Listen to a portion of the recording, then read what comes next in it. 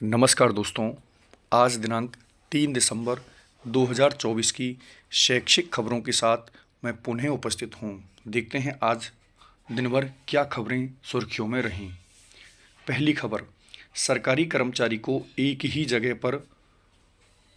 जगह पद पर रहने का हक नहीं, ऐसा हाईकोर्ट के द्वारा कहा गया है। राजस्थान हाईकोर्ट ने एक मामले में कहा है कि सरकारी कर्मचारी को एक ही जगह पद पर बने रहने का अधिकार नहीं है। उसे सक्षम अधिकारी नियमों की बिना अवहेलना किए दूसरी जगह पर तबादला कर सकता है। अदालत को प्रशासनिक और जनहित में किया तबादला आदेश पर दखल नहीं देना चाहिए जब तक कि उसमें नियमों की अवहेलना नहीं हुई हो। यदि अदालत राज्य सरकार के दिन प्रतिदिन तबादला आदेश में दखल देगी तो जनहित में होने वाले काम अटक जाएंगे।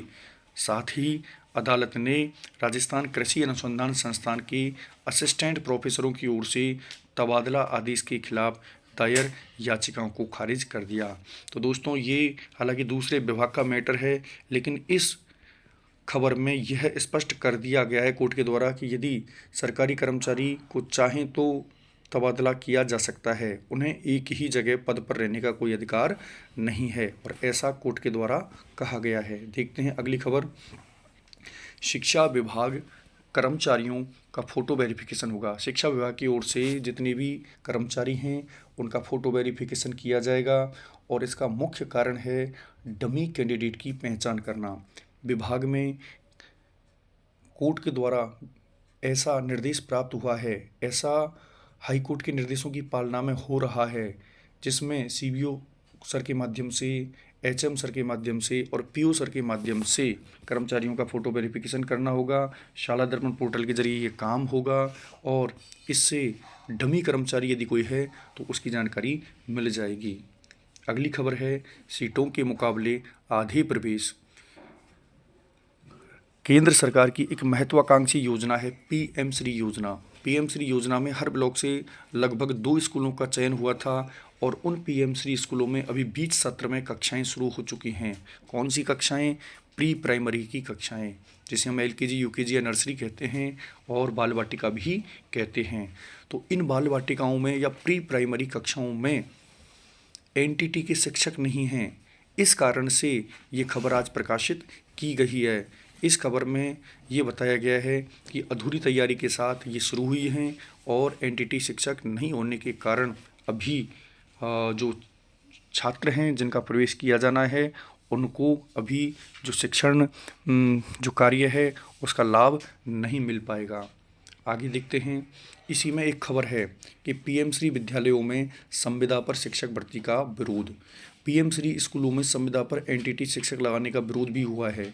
एनटीटी शिक्षक संघ के उपाध्यक्ष राजेश तिवारी का कहना है कि पीएम श्री स्कूलों में नियमित भर्ती की जाए, संविदा पर अगर भर्ती की गई तो इसका विरोध किया जाएगा।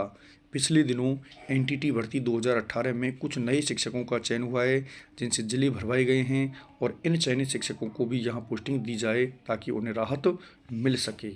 अगली खबर है जयपुर जिले से। जयपुर जिले के 410 स्कूलों में राष्ट्रीय परख सर्वेक्षण, जिसको हम एनईएस कहते हैं।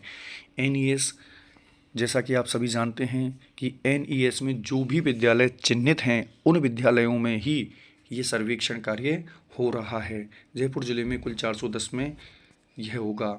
इस एनईएस में कक्षा 3, कक्षा 6 और कक्षा 9 के विद्यार्थी शामिल होंगे। कक्षा 3 में कुल मिलाकर 45 प्रश्न आएंगे, जिन्हें 90 मिनट में हल करना है। कक्षा 6 में 90 मिनट में 51 प्रश्न हल करने हैं। इसी प्रकार कक्षा 9 में 90 मिनट में 120 मिनट में 60 प्रश्नों को हल करना है। सारे प्रश्नों का उत्तर OMR शीट पर देना है। आगे देखते हैं, यह महत्वपूर्ण खबर है कि 3 महीने बाद भी नहीं आया चयन परीक्षा का रिजल्ट। 51,000 शिक्षकों को इंतजार। सरप्लस शिक्षकों के समायोजन से इंग्लिश स्कूलों में 25% रिक्त पद भरेंगे, परीक्षा देने वालों को नुकसान होगा। शिक्षा विभाग के स्कूलों में अधिशेष चल रहे शिक्षकों के समायोजन की जो तैयारी है वो अंतिम चरण में है। शिक्षा विभाग की जो गाइडलाइन है उसके अनुसार 6 दिसंबर तक इन रिक्त पदों पर समायोजन किया जाना है। ये जो अधिशेष चल रहे शिक्षक हैं इनके समायोजन से Mahatma Gandhi English medium school, जिसको हम MGGS कहते हैं, उनमें भी पदों में कमी होने वाली है।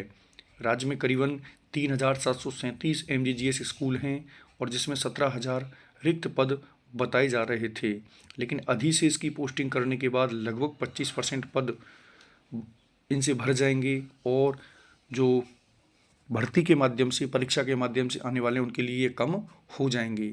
25 अगस्त को इसकी परीक्षा हुई थी। परीक्षा होने के बाद में यह मामला कोर्ट में गया था।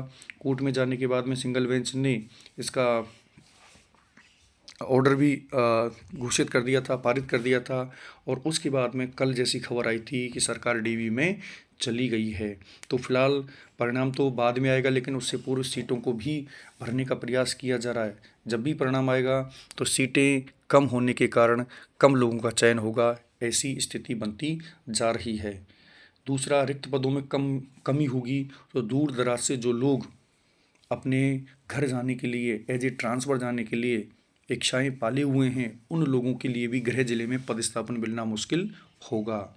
इसमें जयपुर बेंच ने 21 मार्च 2025 की जयपुर बेंच ने 11 नवंबर को अपना फैसला दिया था। हालांकि इस न्यूज़ में 21 मार्च 2025 को इसकी डेट आगे बताई गई है, लेकिन इस डेट से अभी कोई ज़्यादा फर्क पड़ने वाला नहीं है, क्योंकि सरकार डीबी में चली गई है और 5 दिसंबर से नई प्रक्रिया पुनः शुरू होने वाली है और उसमें देखते हैं क्या होता है।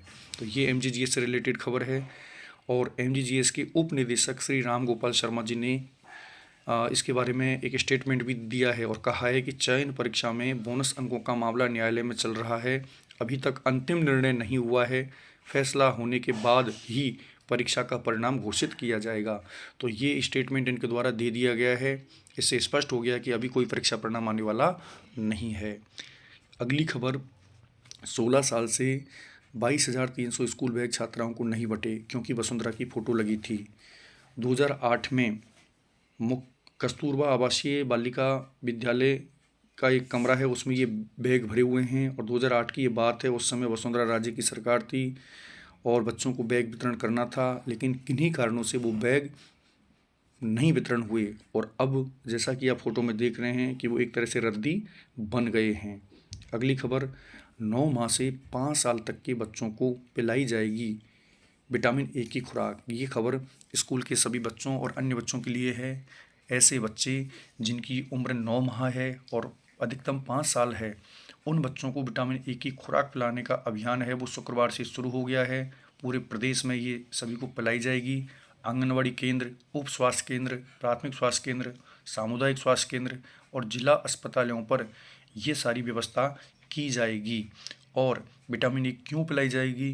क्योंकि विटामिन ए की कमी से बच्चों में रतौंधी और अंधता यानी आँखों की जो प्रॉब्लम्स हैं वो हो रही हैं। इसके अलावा इम्यूनिटी, रोग प्रतिरोधक क्षमता है वो भी बच्चों में कम होती जा रही है। इसके अलावा बच्चों में दस्त और निमोनिया जैसी बीमारी भी हो जाती हैं। तो इस विटामिन ए के से बच्चों की ये सारी समस्याओं का समाधान होगा, उनकी मृत्यु दर में भी कमी आएगी। खुराक क्या रहेंगी? 9 से 12 माह के बच्चों को आधा चम्मच मिलेगा, 1 से 5 साल तक के बच्चों को पूरा चम्मच मिलेगा। देखते हैं अगली खबर, कर्मयोगी पोर्टल। इसके बारे में पूर्व में भी हम सभी परिचित हैं। इस कर्मयोगी पोर्टल पर यह खबर वैसे तो करौली के लिए आई है, लेकिन शीघ्र ही सभी जिलों में ये इस आदेश की पालना हो सकती है।